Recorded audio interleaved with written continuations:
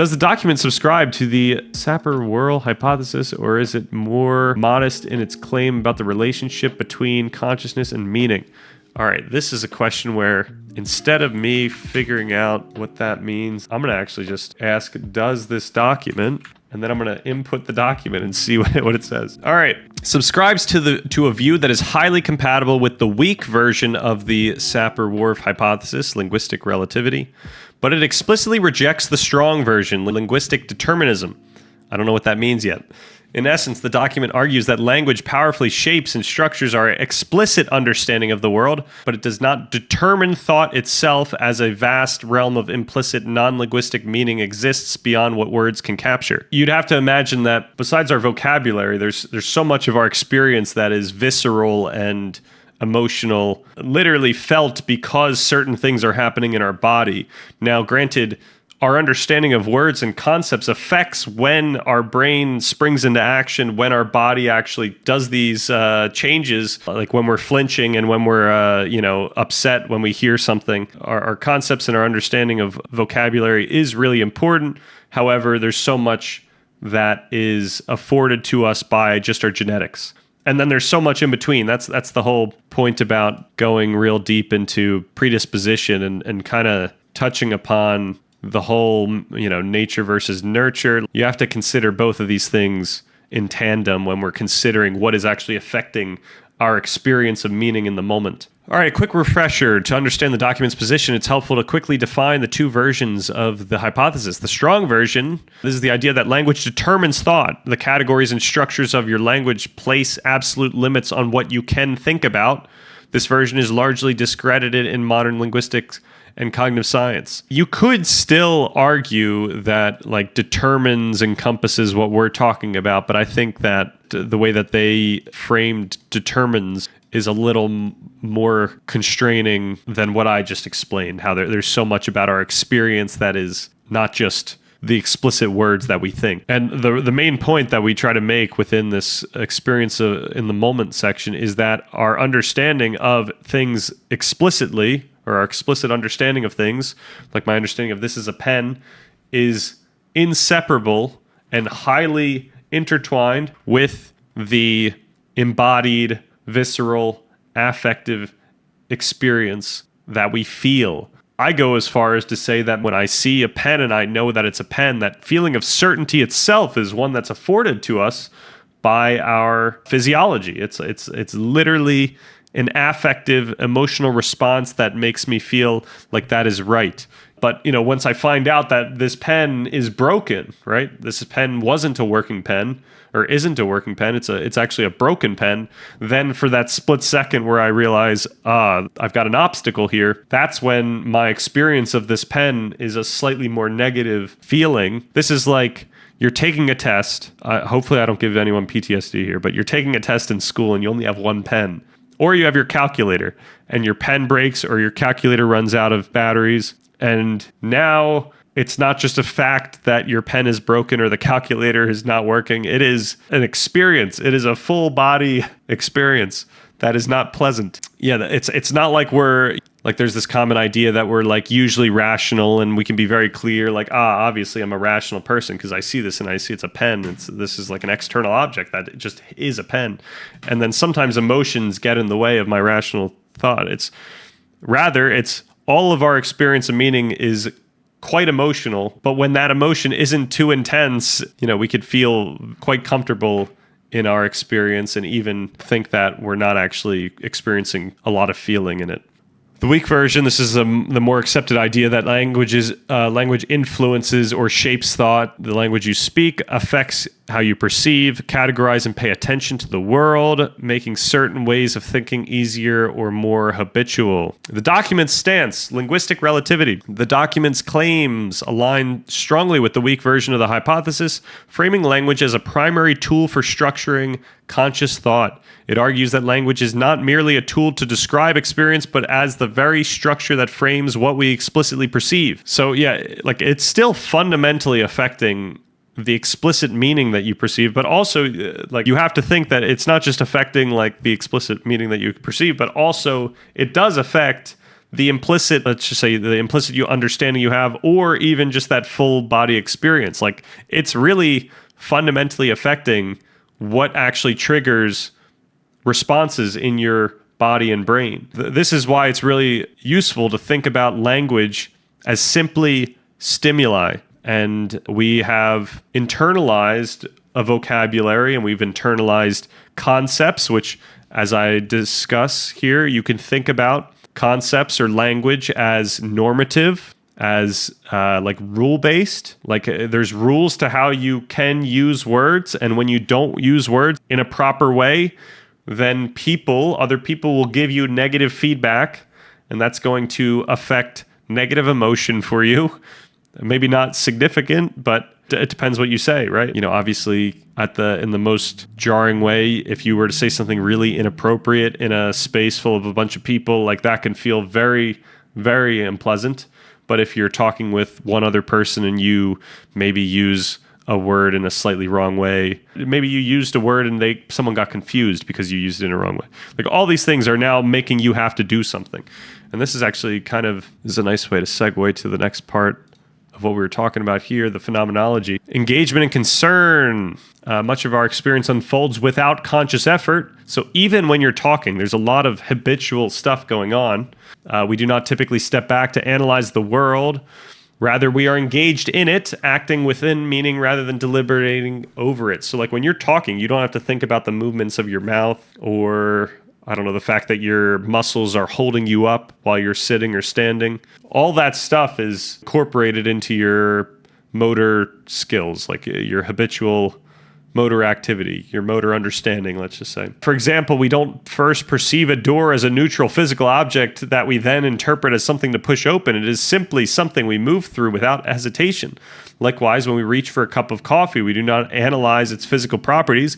We presuppose its meaning, feeling its warmth, lifting it effortlessly, and taking a sip. So the thing, though, is with humans, our brain is actually not disconnected from our automatic actions. Our brain is supplying our automatic actions. Like, just because the autonomic parts of our brain are evolutionarily ancient, it's not like connections didn't form between the old parts and the new parts, or that these layers are separated, or that these layers only have like a few different interfaces for the different layers to connect. The older parts of our brain that conduct our autonomic movements and stuff like that are quite connected with our neocortex and our limbic system. So we don't want to constrain our brain or our mind to just what we're aware of or just what we're deliberately trying to do. That's only a subset of our neocortex. Certainly our neocortex allows for this type of consciousness or this type of deliberate awareness. We don't even understand all the different things that our body's doing, that we are doing, when we're walking up the steps. Me right now, when I'm talking to you, I don't even think about my hands moving, but they're just moving. I've been reading this book and I'm so stoked by it. This has been one of the coolest books I've ever read. The Strange Order of Things by Damasio. Would highly recommend this. This is going to be one of the 3 books I talk about when I go on Ezra Klein. It's going to be this, maybe Articulating Reasons. We'll see. And I should get a novel in there. I don't want to be a absolute philosophy nerd. Language organizes experience. Language shapes conceptual limits. Language acts as an anchor. Our engagement with the world is largely unconscious. We rely on automatic subconscious processes that allow us to move through familiar environments effortlessly. Walking across a room, reaching for an object, or responding to a familiar situation requires no deliberate thought. We simply act. Yet, even though much of our experience unfolds automatically, we do not experience the world as a blur of undifferentiated details. Certain things stand out to us, while others remain unnoticed. Why is this? What determines which aspects of our surroundings capture our attention while others fade into the background? One way to think about the meaning we experience is through our concern, what we are doing, what matters to us in the moment. We do not become aware of objects or details simply because they exist. Rather, they stand out because they are relevant to us. As our concerns shift, so does the significance of what we encounter. For example, a cup of coffee might feel inviting when we are tired, yet unappealing late at night. If we are expecting an important call, our phone might feel like the most important object in the room. When we are happy, the world seems brighter, more inviting, and full of opportunities. When we are anxious, these same objects may feel dull or even threatening. Our concerns structure our engagement, pointing us toward what matters in the moment. A set of keys on a table may seem insignificant until we need to leave the house. At that moment, the keys take on vivid significance as our focus aligns with our immediate goal of finding them. Our surroundings reorganize themselves around this goal. Surfaces and containers become significant as potential hiding places, while irrelevant details fade into the background of awareness. Much of this process is habitual. As we develop skills and familiarity with actions, meaning seemingly becomes embodied. Our engagements become fluid, intuitive, and automatic, allowing us to focus on what we can do. When learning to type, for instance, each movement initially requires deliberate focus to coordinate our fingers. However, over time, these actions become habitual. Eventually, we are able to type without thinking about the placement of each key, allowing our attention to shift toward the words themselves rather than the mechanics of typing. Oh, here we go. But we can also consider how we integrate more than just physical skills, how learning itself expands what is possible for us. So this is on that same idea. As we acquire new information, we've come to understand not just more about the world, but about what we can do within it. Language is a clear example of this. When we learn a new word or phrase, we are not simply memorizing sounds or symbols. We are gaining a new way to express ourselves, a new way to shape meaning in communication. Just as a craftsman with a new tool can build in ways that were previously impossible, an expanded vocabulary allows one to articulate thoughts we might not have been able to express before. Meaning becomes part of our experience as we expand our ways of engaging with the world. Just as we no longer think about how to move our fingers when typing, we also cease to actively question the meaning of familiar concepts, roles, or interactions. We simply act within them.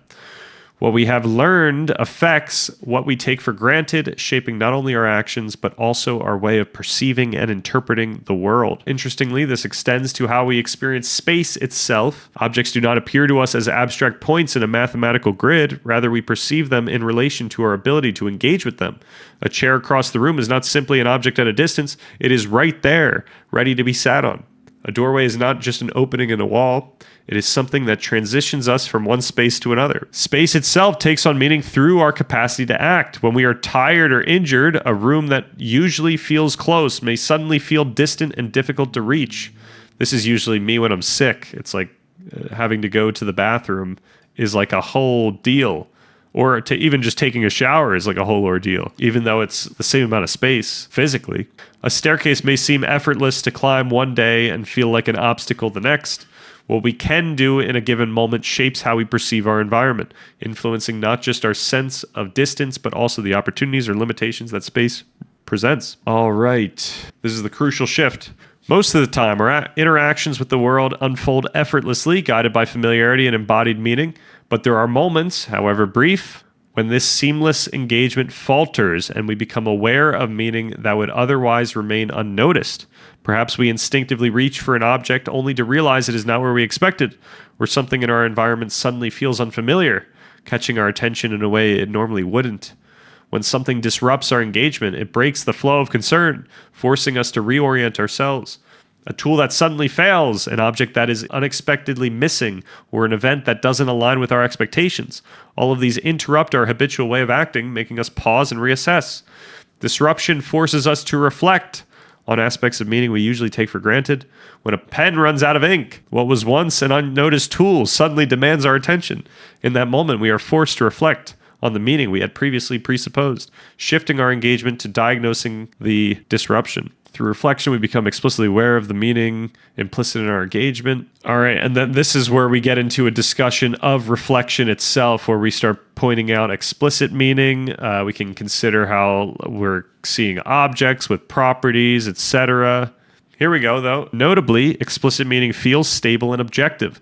When we explicitly recognize an object, for example, as a chair, we take its meaning as a fact about reality, not merely subjective interpretation, but an objective feature of the world. Thus, we intuitively regard objects and their properties as existing independently of our thoughts. For example, a cat would still be a cat regardless of whether we think about it. However, This feeling of certainty does not guarantee actual certainty. We often feel completely sure about things that later turn out to be incorrect. This suggests that our sense of certainty does not primarily reflect the truth, but has more to do with how our minds facilitate experience, how meaning is presented to us. Here's the connection to our discussion.